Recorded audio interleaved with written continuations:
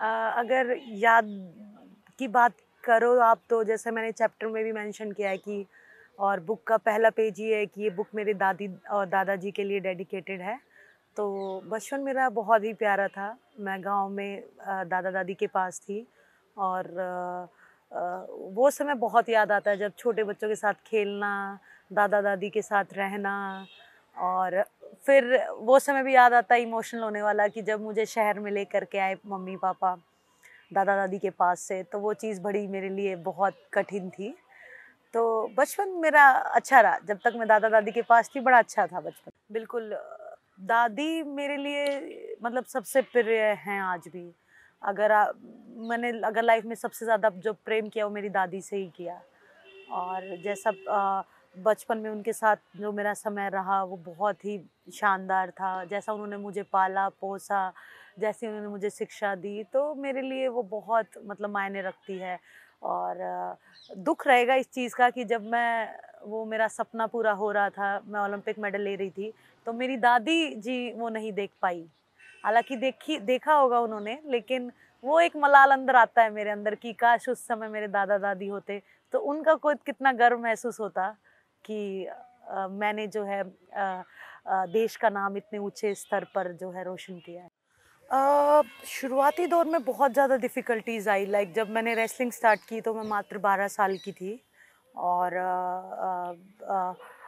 School manage करना, सुबह 4 बजे ट्रेनिंग, फिर स्कूल जाना, फिर 2-2 ट्यूशन्स होते थे, साइंस का, मैथ का, फिर इवनिंग फिर ट्रेनिंग होती थी। तो इसके साथ-साथ और भी बड़ा डिफ़िकल्टीज़ थी, लाइक बोलते थे कि ये कैसा खेल चुन लिया, पेरेंट्स को बहुत लोग बोलते थे कि ये तो लड़कों का खेल है। इसके कान टूट जाएँगे, इससे कौन शादी करेगा? मतलब बहुत पेरेंट्स को बहुत बोला कि क्या ही स्पोर्ट्स में आपने डाल दिया। मुझे भी बहुत ज़्यादा सुनने को मिलता था। स्कूल में भी लड़कियाँ लड़के जो है मज़ाक बनाते थे। जैसे कि एक किस्सा बताऊँ तो मैं इतनी हार्ड ट्रेनिंग होती थी कि मैं स्कूल में दूध लेके जाती थी और एक दिन मैंने दूध पिया सबके सामने, तो मेरा बड़ा मज़ाक बनाया। तो उस दिन के बाद से मैंने दूध भी छुप-छुप कर पीना स्टार्ट किया कि ये देखो ये तो स्कूल में दूध लाती है। स्कूल में कोई दूध नहीं लाता था, आप लोग नहीं, तो वही मैं लेके मैं ही लेके जाती थी अच्छा, क्योंकि ट्रेनिंग इतनी हार्ड होती थी, तो शाम के सेशन के लिए रिकवरी भी करना होता था। फिर स्कूल से आते हुए कोई भी बोल देता कि ये क्या है, लड़का है, लड़की है, समझ नहीं आ रहा, क्योंकि बॉय कटिंग होती थी। जैसे मेरा स्कूल तकरीबन 6 से 7 किलोमीटर दूर था घर से और मैं साइकिल पे जाती थी। और उस दौरान बीच में लड़के जो हैं वही कुछ भी बोल देते थे।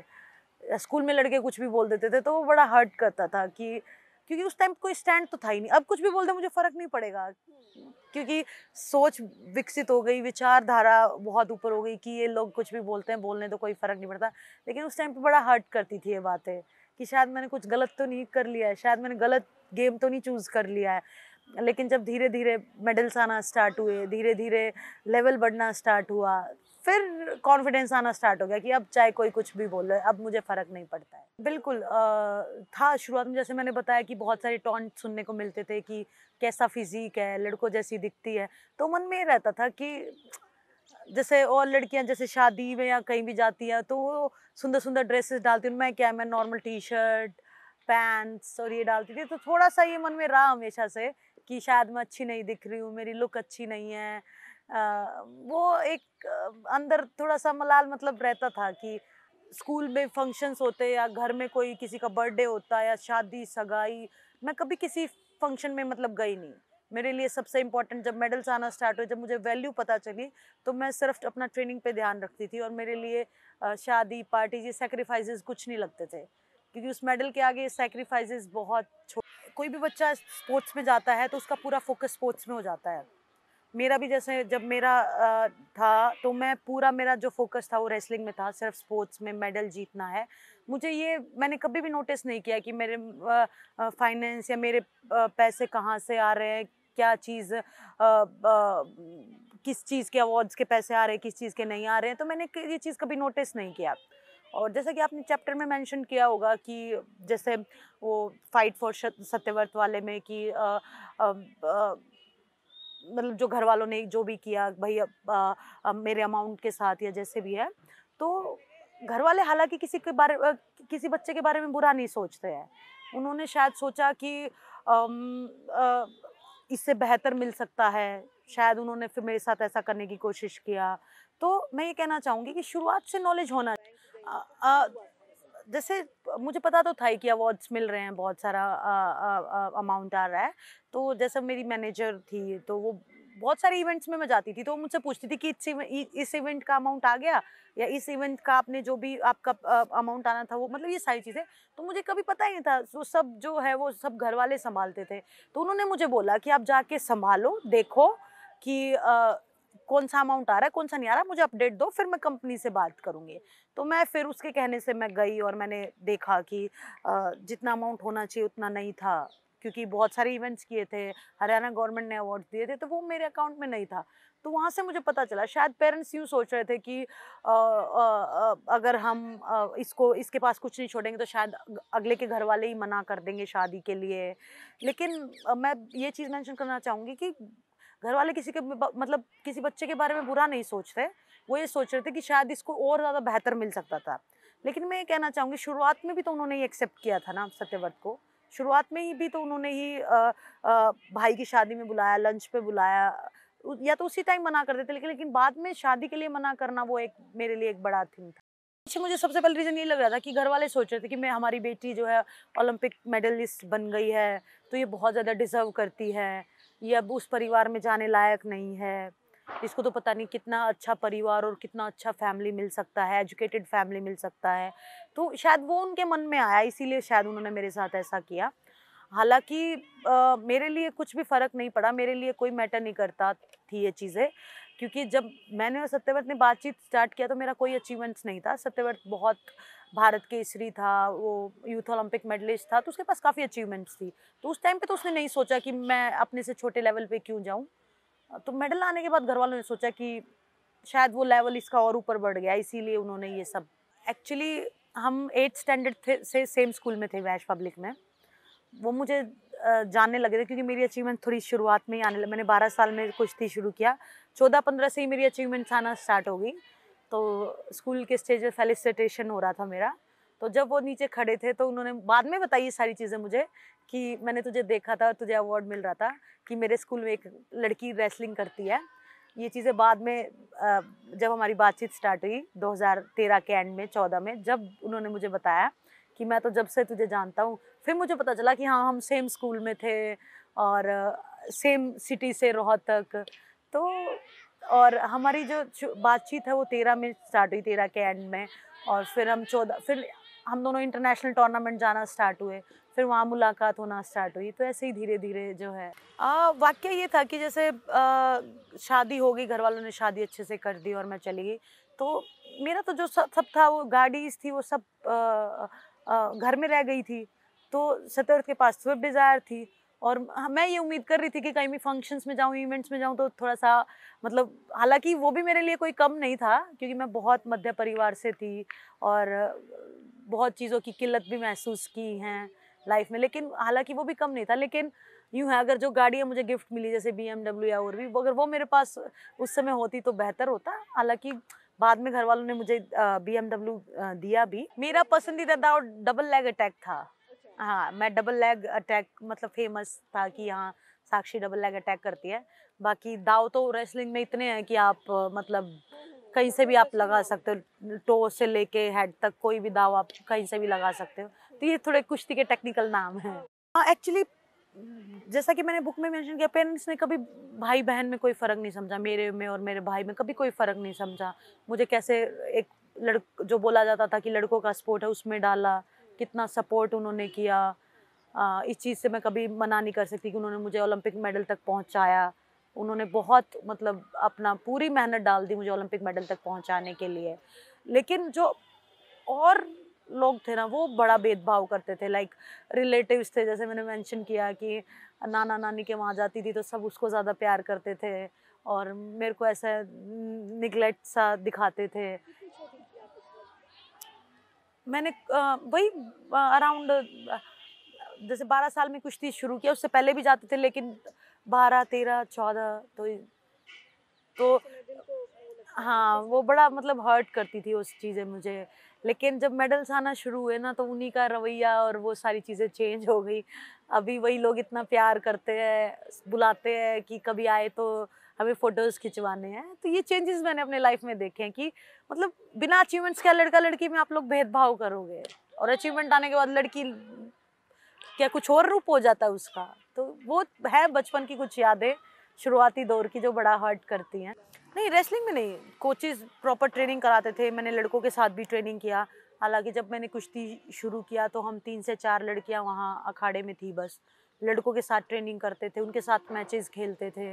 तो वो कुश्ती के एरिया में नहीं भेदभाव। मैं लगातार काफ़ी सालों तक अपने वेट में चैंपियन रही, ओलंपिक मेडल जीता, उसके बाद भी लगातार चैंपियन रही। फिर सडनली एक ट्रायल्स में मैं हारी अपने से बहुत जूनियर लड़की से। तो वो फ़ेज़ मेरे लिए बहुत ज़्यादा ख़राब था। हालाँकि यूँ नहीं था कि मेरी परफ़ॉर्मेंस में कुछ डाउनफ़ॉल आ गया था। हम साथ में ट्रेनिंग करते, मैं मतलब लास्ट तक भी होता, मैं लगातार 1.5-2 साल में लगातार हारी, अपनी जूनियर लड़कियों से 2 लड़कियों से मैं हारी। लेकिन मुझे यूँ कमी कभी महसूस, मतलब ये चीज़ कभी महसूस नहीं हुआ कि क्या कमी है कि जो तू हार रही है इन लड़कियों से। उस समय पे मैंने हर चीज़ मतलब हर चीज़ अप्रोच करने की कोशिश किया, लाइक एस्ट्रोलॉजी, न्यूमरोलॉजी, साइकोलॉजी या वो तो हर चीज़ मैंने कंसल्ट करने की कोशिश की कि ऐसा क्या अड़चन आ रही है कि मैं हार रही हूँ। मैं उनसे ट्रेनिंग अच्छा कर रही हूँ, मेरे में पावर ज़्यादा है, मैं मेरे में स्पीड स्ट्रेंथ ज़्यादा है, पर मैं हार क्यों रही हूँ? उस दौरान मैंने फिर मैंने मेंशन भी किया है, ऑस्ट्रेलिया के एक रेफरी हैं वो इंडियन, अनिरुद्ध सर, उनकी वाइफ ऑस्ट्रेलियन है और वो साइकोलॉजिस्ट है। तो उनसे मैंने क्लासेस ली ऑनलाइन और तो उससे बहुत फ़र्क पड़ा। उन्होंने मुझे जर्नल लिखने के लिए बोला, कुछ क्वेश्चंस लिखने के लिए बोले जो मुझे डेली लिखने थे आफ्टर ट्रेनिंग, तो वो चीज़ मुझे बहुत हेल्प किया। नहीं, बिल्कुल। देखो, प्रॉब्लम अगर नहीं बताओगे उसका सॉल्यूशन कैसे मिलेगा? आपके अंदर चाहे वो आप कोई आप इलनेस से लेके लगा लो या कोई मेंटल बीमारी से लेकर के लगा लो, शारीरिक हो, कुछ भी हो, तो अगर आप प्रॉब्लम बताओगे नहीं तो उसका सॉल्यूशन कैसे मिलेगा? तो मैं चीज़ बोलना चाहूँगी, जो भी आप महसूस करते हो, जिस चीज़ की भी आप आपको प्रॉब्लम लग रही है, आप बोलो खुल करके। मैंने भी अपनी खुल के सारी प्रॉब्लम बताई कि क्या है, कैसे है, मैं क्यों हार रही हूँ, क्या मेरे मन में फीलिंग आती है, किस तरीके से मैं दबा हुआ महसूस करती हूँ, मैंने हर चीज़ बताया। तभी तो उसका सॉल्यूशन मिला और मैं वापस से अपने वेट में चैंपियन बनी और मैंने कॉमनवेल्थ गेम्स गोल्ड जीता। तो अपनी प्रॉब्लम्स बतानी चाहिए हमेशा। ये एक रेसलिंग जीवन में बहुत महत्वपूर्ण शब्द है। रेसलर ही एक समझ सकता है कि वज़न तोड़ना कितनी बड़ी बात है। मैंने अपनी रेसलिंग करियर में बहुत बार वज़न तोड़ा और बहुत मतलब 4-4 5-5 दिन ऐसे देख-देख करके पानी पीती थी मैं कि अगर 1 सिप से ज़्यादा पी लिया तो वेइंग इन मशीन पे ज़्यादा तो नहीं हो जाएगा वेट। सोना सूट पहन के वेट कट करना, फिर प्रॉपर ट्रेनिंग भी करना, मैचेस भी खेलना। तो ये बहुत मतलब वेट कट करना बहुत डिफ़िकल्ट थिंग है एक रेस। बहुत ज़्यादा फ़र्क पड़ता है जब हम अपने मतलब वेट कम करते हैं और बिल्कुल नज़दीक दिन आ जाते हैं। जैसे कल मेरा वेट है तो उससे पहले के 1-2 दिन बड़े डिफ़िकल्ट होते हैं। मतलब माइंड में ऐसे-ऐसे थॉट आते हैं कि वहाँ पानी रखा है वो पी ले। हालाँकि वहाँ पानी होता भी नहीं है। उस बोतल में जूस है। तो ऐसे-ऐसे भाव भी आने लग जाते हैं जबकि हम नहीं पी सकते। हमें अपना पूरा वेट कंट्रोल मैनेज करके रखना पड़ता है। क्योंकि हमें एग्जैक्ट उतना ही वेट दिखाना है। मतलब अगर 10 ग्राम भी ज़्यादा हुआ तो हमें डिस्क्वालीफाई कर देंगे।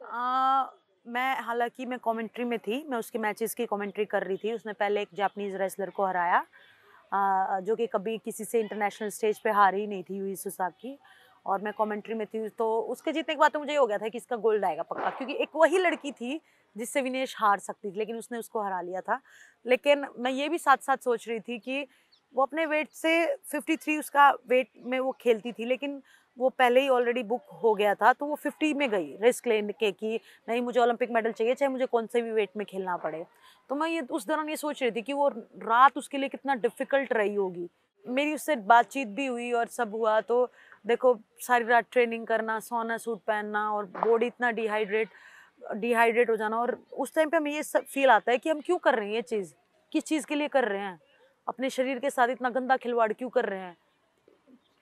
हालाँकि हमारे पास सब है, हम फाइनेंशियल ठीक है, सब है, फिर भी क्यों करना है ये थिंग? लेकिन जब वो मेडल मिल जाता है ना, तो ये सारी चीज़ फिर वर्थ इट लगती है। तो मैं समझ सकती हूँ कि वो रात उसके लिए कितनी डिफ़िकल्ट हुई होगी, उसके बाद भी उसका 100 ग्राम्स जो है वज़न रह गया। और लोग बोलते होंगे कि बस 100 ग्राम ही तो था, कर लेती कम। इतना इतना ईज़ी नहीं होता। अगर इतना ईज़ी होता तो कौन ओलंपिक लेवल पे जाके अपना गोल्ड मेडल छोड़ेगा। तो इसके लिए बहुत लंबी बातें हैं, बहुत लंबा प्रोसेस है। 100 ग्राम नहीं, उससे पहले उसने कितना किलो कम किया आप वो भी देखो। उसके दौरान उसने 3-3 मैचेस खेले हैं, पूरा दिन रिकवरी भी ज़रूरी है और थोड़ा बहुत खाया होगा। वो वेट, इतना बॉडी डिहाइड्रेट होती है, अगर एक सिप पानी पी रहे हैं तो भी वेट गेन हो रहा है हमारा। तो उस दौरान, उस दौर में हमारा शरीर होता है उस दौरान। वो मेरा ओलंपिक मेडल ही होगा, क्योंकि वो तो मेरा कितने सालों से सपना था। और हर एथलीट का खड़ी थी जब पोडियम पे, तो क्या फील, क्या आ रहा था? वो मेरे लिए ना एक्सप्रेस करना मुश्किल हो जाता है। बहुत लोग पूछते हैं कि आप वो चीज़ एक्सप्लेन करो, पर मेरे लिए वो डिफ़िकल्ट हो जाता है, क्योंकि वो मिक्स फीलिंग थी, इमोशनल, हैप्पीनेस, नर्वसनेस, क्योंकि इतने सालों से वो चीज़ मैंने सोचा था कि मैं ओलंपिक पोडियम पे हूँ। इतने साल मैंने उस चीज़ के लिए मेहनत की थी, मैनिफेस्ट किया था। मैं लॉ ऑफ अट्रैक्शन को बहुत मानती हूँ, तो और वही चीज़ मेरे साथ सब घटित हो रही थी और मैं ओलंपिक पोडियम में थी, पोडियम पे थी। तो मतलब बेस्ट फीलिंग, उसके आगे सब कुछ शून्य शून्य है। जैसे कि देखो, आप बोल रहे हो कि करियर का बहुत बड़ी बात हो जाती है। अगर मैं उस टाइम पे आवाज़ उठाती भी ना, तो मेरा करियर वहीं ख़त्म हो जाता। वो मुझे कभी आगे नहीं बढ़ने देता। लेकिन मैं चुप रही और वो टाइम मेरे लिए इतना डिफ़िकल्ट था कि उसी आदमी के आगे वहीं पर खेलना भी है, ट्रायल्स भी देनी है, इंटरनेशनल भी जाना है, मेडल्स भी जीतने हैं और उसी आदमी के अंडर, क्योंकि वो प्रेसिडेंट था। तो ये चीज़ बहुत, मतलब वो दौर मेरे लिए बहुत ज़्यादा डिफ़िकल्ट था। रेसलिंग फेडरेशन में नहीं, बहुत सारी फेडरेशंस में है अभी भी ये कि मतलब ये हैरेसमेंट चलती है लड़कियों को लेकर के, लड़कियों के साथ। तो बस मैं यही कहना चाहूँगी कि इस चीज़ के लिए सबसे पहले तो अ, एक जैसे एक कमेटी होती है सेक्सुअल हैरेसमेंट की हर फेडरेशन में। हमारे फेडरेशन में आज तक वो टिल द प्रोटेस्ट वो कमेटी थी ही नहीं। लड़कियाँ कहाँ जाके आवाज़ उठाएँ? कहाँ जाके वो आवाज़ उठाएँ? और अभी तो मेरे में हिम्मत आ गई है, मेरा नाम है वो, लेकिन जो न्यू लड़कियाँ हैं जिनको करियर अभी बाकी है और जिनको अभी मेडल्स जीतने हैं, वो नहीं उठा पाती आवाज़। उनको डर लगता है कि कहीं उनका करियर ख़राब ना हो जाए या कहीं उनको बीच में ही ना रोक दिया जाए, उनके पेरेंट्स उनको घर ना बिठा लें, तो ये डर रहता है। और अगर ये कमेटी होती ना जहाँ लेडीज़ होती, और ये रूल में है कि जो सेक्सुअल हैरेसमेंट की कमेटी, उसमें एक वुमन होनी ही होनी चाहिए, लेकिन हमारी फेडरेशन में नहीं थी। अगर होती तो शायद मैं इजीली अप्रोच कर पाती उस लेडीज़ के पास। मैं तो इस चीज़ पे पूरा मैं तो इस चीज़ पे पूरा ज़ोर देती हूँ कि संख्या बढ़ानी क्यों जानी चाहिए, 50-50 क्यों नहीं है? मेडल में कोई हम पीछे हैं? आप पिछले कितने भी टूर्नामेंट उठा के देख लो, लड़कियाँ कौन-सा कम मेडल लेके आ रही हैं लड़कों से रेसलिंग में, तो 50-50 क्यों नहीं हो सकता? अगर लड़के सँभाल सकते हैं, तो लड़कियाँ क्यों नहीं सँभाल सकती हैं? और एक बात और कहना चाहूँगी कि पॉलिटिकल आदमी होने ही नहीं चाहिए।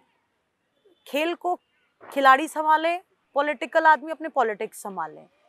खेलों में पॉलिटिक्स आना, वो खेलों का सत्यानाश कर रहा है। जितने मेडल्स आने चाहिए उतने नहीं आ रहे हैं, इसलिए खेलों में पॉलिटिक्स होनी ही नहीं चाहिए। बिल्कुल अंडरस्टैंड, जैसे हाँ बिल्कुल, एक एथलीट समझ सकता है कि उसने कितने सालों तक क्या-क्या मेहनत की है, क्या उस चीज़ की नीड है, उसको क्या ज़रूरत है, किस तरीके की उसको ट्रेनिंग चाहिए, कहाँ उसको ट्रेनिंग चाहिए, वो सब समझता है।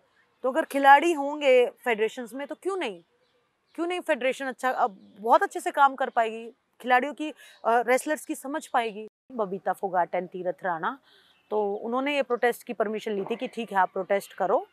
शायद उनका निजी स्वार्थ था उसमें कि शायद हम प्रोटेस्ट करवाएंगे तो हमें कुछ बेनिफिट मिल जाएगा या हम प्रेसिडेंट बन जाएंगे। तो लेकिन हमें उस टाइम उनकी चाल समझ में नहीं है। हम तो सिर्फ सीधे मन से चले गए थे कि नहीं, रेसलिंग में गलत हो रहा है, हैरेसमेंट हो रहा है, तो हमें प्रोटेस्ट करना चाहिए। तो ये प्रोटेस्ट वहाँ से शुरुआत हुआ था। बबीता फोगाट को लेकर के संदेह था कि उनकी महत्वाकांक्षा थी अपनी, जो हाँ अपने बिल्कुल साथ थी, इसीलिए उसने प्रोटेस्ट का आइडिया दिया और फिर भी हमारे साथ प्रोटेस्ट पे नहीं बैठी। प्रोटेस्ट के बैक साइड से सब हैंडल कर रही थी, हमारे प्रोटेस्ट को चला रही थी, जबकि हमें बहुत बाद में समझ में आया कि हमारे साथ खेल हो गया। पहले प्रोटेस्ट में हमें 3 दिन में उसने उठा लिया, और जबकि उसके बाद हमें कुछ नहीं मिला। वैसे ही बृजभूषण फेडरेशन चला रहा था, सारी चीज़ें वैसे ही चल रही थी। तो वो उसने अपने लालच और अपने निजी स्वार्थ में ये किया था। अगर उसका कोई स्वार्थ नहीं होता तो वो हमारे साथ आके प्रोटेस्ट पे बैठती, एक पहलवान बन के बैठती क्योंकि उसको भी पता था फेडरेशन में क्या चल रहा है, कितने सालों से चल रहा है। वो हमारे साथ आके बैठती और आवाज़ उठाती, लेकिन उसने ऐसा नहीं किया। उसने अपने निजी फ़ायदे के लिए हम लोगों का इस्तेमाल करने की कोशिश की। जितने भी हम इंडिया के टॉप रेसलर्स थे सब पहले प्रोटेस्ट में थे, लेकिन पहले प्रोटेस्ट में वो हमारे साथ छल हुआ। बबीता ने छल किया हमारे साथ, तो हमारा पहला प्रोटेस्ट जो है हमने ख़त्म कर दिया आश्वासन पे कि हाँ सब कुछ ठीक हो जाएगा, लेकिन ठीक तो कुछ भी हुआ नहीं। वह वापस से ही वो सब चल रहा था फेडरेशन में, ब्रिजभूषण चला रहा था। लेकिन दूसरे प्रोटेस्ट पे आने के दौरान सबको ये लगा, दूसरे प्रोटेस्ट पे इसीलिए बहुत सारे रेसलर्स नहीं आए, हालांकि वो साथ थे मन से, कि अगर इसका तो कुछ नहीं बिगड़ा, हमने तो प्रोटेस्ट करके भी देख लिया, अगर दोबारा हम प्रोटेस्ट पे बैठेंगे तो वो हमारा भी करियर खराब कर देगा। इसलिए बहुत सारे रेसलर्स ने अपने आप को पीछे खिंचाया कि इसका कुछ नहीं बिगड़ सकता।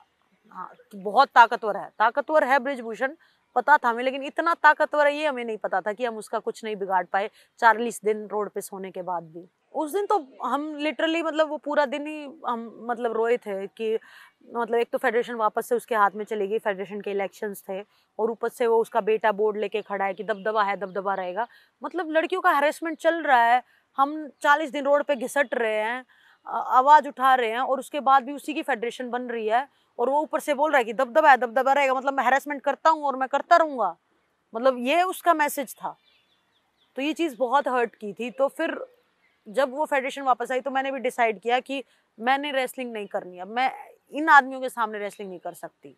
हालांकि मेरे लिए वो बहुत टफ डिसीजन था, एक एथलीट को अपना गेम छोड़ना बहुत बहुत बड़ी बात होती है। तो मैंने टफ डिसीजन लिया कि नहीं, मुझे सिर्फ फाइट करनी है इनके खिलाफ, और लेकिन इनके बीच में अब मैं रेसलिंग नहीं कर पाऊंगी। इतनी फाइट के बाद भी सिर्फ उसी की फेडरेशन वापस आई, तो मेरे लिए बहुत उस टाइम पे वो टफ टाइम था। देखो, ये तो बात थी नहीं कि हम अपने निजी फ़ायदे के लिए या हम डायरेक्ट गेम्स में जाना चाहते हैं या हम किसी पॉलिटिकल पार्टी से इन्फ्लुएंस हैं। ये सब ब्रिजभूषण अपनी तरफ से ही चला रहा था कि यूपी वर्सेस हरियाणा है, ऐसा कुछ भी नहीं था। और हाँ, लेकिन ये बजरंग और विनेश को थोड़ा सा स्टेप बैक करना चाहिए था, उनको एशियन गेम्स डायरेक्ट नहीं लेना चाहिए था, क्योंकि उससे फिर वो ब्रिजभूषण की बात साबित होगी जो वो बोल रहा था, ये तो डायरेक्ट ओलंपिक्स में जाना चाहते हैं, ये तो डायरेक्ट गेम्स में जाना चाहते हैं। तो जैसे कि मैंने तो बोला कि मेरे को भी ऑफर आया था कि आप मेल कर दीजिए, हम आपका भी नाम डायरेक्ट भेज देंगे एशियन गेम्स में, लेकिन मुझे नहीं जाना था। मुझे ब्रिजभूषण की बात बिल्कुल भी प्रूव नहीं करनी थी कि हाँ हम इसीलिए बैठे हैं। तो वो चीज़ अगर वहाँ वो अगर स्टेप बैक करते तो हम और बहुत ज़्यादा स्ट्रॉन्ग हो जाते, और ब्रिजभूषण को एक भी मौका नहीं मिलता राइट प्रूव होने का।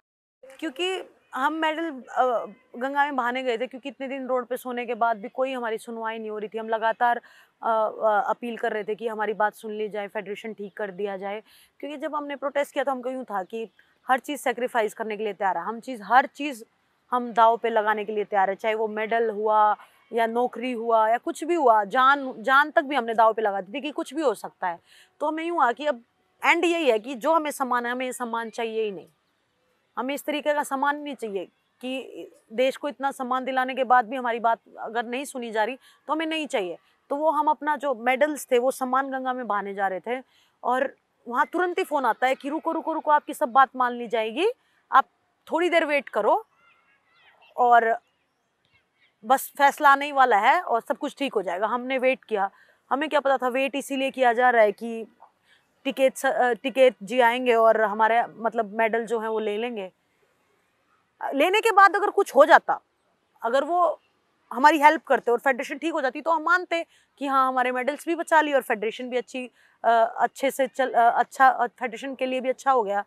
लेकिन हुआ तो कुछ नहीं ना, मेडल भी ले लिए हमारे और फेडरेशन भी कुछ सुधार नहीं हुआ। तो वहाँ हमें ऐसा लगा कि ठगा हुआ महसूस हुआ कि क्यों हमने किसी की बात मानी, हमें जो करना था वो कर देना चाहिए था। हाँ मतलब प्रोटेस्ट के बाद यूँ था कि ऑफ़र कि हाँ आप आ जाओ, पॉलिटिक्स में ही है, लेकिन मेरे लिए अभी सबसे इम्पोर्टेंट स्पोर्ट्स है। मैं रेसलिंग के लिए बहुत कुछ करना चाहती हूँ, मैं स्पोर्ट्स के लिए बहुत कुछ करना चाहती हूँ। अभी तक का कोई प्लान नहीं है। मेरी दिली इच्छा है कि मैं जो अब की बार जैसे सब पूछे थे कि कितने मेडल्स आएंगे, तो मुझे यूँ था कि 2 डिजिट तो में तो आएंगे ही आएंगे, मतलब हम 15 टच कर सकते हैं, लेकिन फिर भी हम वही 6-7 मेडल्स पे रहे। हालांकि मैं एक चीज़ मेंशन कर दूं कि 5 तो हमारे ऐसे थे जो बिल्कुल 4th पोजीशन पे रहे हैं। मीराबाई, मनु भाकर 4th पे रही, लक्ष्य सेन, बहुत सारे ऐसे मेडल हैं जो बिल्कुल क्लोज थे हमारे। लेकिन हम और बेहतर कर सकते हैं। जैसे मैं हमेशा से बोल रही हूँ कि पॉलिटिक्स को हमें स्पोर्ट्स से दूर किया जाए। इससे बहुत सारा खिलाड़ियों का नुकसान होता है, बहुत सारी लड़कियों का नुकसान होता है। अगर ये चीज़ सुधार में होती तो हम बहुत और मेडल्स जीत सकते थे। लेकिन मेरा तो सपना यही है कि जो हम जैसे ओलंपिक हमने बिड किया है 2036 में, तो तब तक हम जो है 50 मेडल टच कर पाएँ, 60 मेडल टच कर पाएँ। तो मेरा अभी तक ये है कि मैं स्पोर्ट्स के लिए ही करना। हमारी खुद का अखाड़ा है। मेरे फादर इन लॉ ओलंपियन हैं, अर्जुन अवार्डी हैं। मेरे हस्बैंड अर्जुन अवार्डी हैं, कॉमनवेल्थ गेम्स मेडलिस्ट हैं।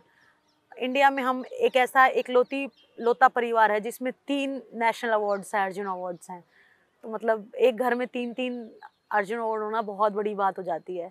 तो हमारा खुद का अखाड़ा फादर ने बहुत पहले से शुरू किया हुआ था, तो वो हम चलाते हैं। वीकेंड्स पे घर जाते हैं, वहाँ बच्चों को ट्रेनिंग करते हैं, लड़कियों को ट्रेनिंग करवाते हैं। मैं कराती हूँ, मेरे हस्बैंड कराते हैं। तो बस मेरा तो आगे यही है, जैसे स्पोर्ट्स को बढ़ाना है, रेसलिंग को बढ़ाना है। जितना भी करते हैं हम अखाड़े में अपनी ही पॉकेट से करते हैं कि हम कोई फ़ी या कुछ नहीं लेते हैं। तो बस वहाँ जो सुविधाएं हमें कमी महसूस हुई अपने टाइम पे, वो बच्चों को देने की कोशिश करते हैं। ना, सिर्फ सुनती थी। ओलंपिक्स टाइम पे बहुत सुना मैंने, बाद में भी बहुत सुना। वो एक अंदर से एक मोटिवेशन लाता था। होता है ना, कोई सॉन्ग टच कर जाता है, आपको कोई और सॉन्ग टच करता होगा, मुझे कोई और, तो वो चीज़ मुझे बड़ा टच करता था और मैं बार-बार सुनती थी। उससे मुझे मैनिफेस्टेशन करने में हेल्प मिलती थी। लाइक मैं उस फेज़ में हूँ। मेरे पास ओलंपिक मेडल नहीं है, लेकिन भाव ऐसे आ रहे हैं कि है। फ़ील ऐसा आ रहा है कि है ओलंपिक मेडल, और वो फ़ील आता है तो आप मैनिफेस्टेशन कर रहे हो और आप उस चीज़ के नज़दीक जाने लग रहे हो। तो वो चीज़ हेल्प बड़ा है। मोस्टली तो इसी तरीके के सुनती हूँ जैसे आपने मेंशन किया। थोड़ा सा शांत करने वाले सॉन्ग सुनती हूँ। इंग्लिश ट्यून जो हैं ट्रेनिंग के दौरान वो सुनती हूँ। तो मतलब और मूवीज़ भी लाइक रियल लाइफ स्टोरीज पसंद है देखना। लाइक जैसे मिल्खा सिंह है, दंगल हुई, तो इस तरीके की मुझे बड़ी पसंद आती है। अरे बहुत बार। हाँ, उसके अलावा तो जैसे रेसलिंग तो है ही। और अगर उसके अलावा आप अगर मुझसे पूछो तो मुझे सोना, मतलब मुझे टाइम मिलता है तो मैं सिर्फ सोने जाती हूँ कि मुझे सोना है। कुकिंग करना भी बहुत पसंद आता है मुझे। मैं और हस्बैंड रहते हैं तो कुकिंग करती हूँ मैं, मुझे बड़ा अच्छा लगता है। ऐसे जैसे मेरा फेवरेट फूड, कंफर्ट फूड कढ़ी चावल है, वो मोस्टली बनाती हूँ। मतलब फेवरेट वही है, वैसे बना तो मैं सब लेती हूँ।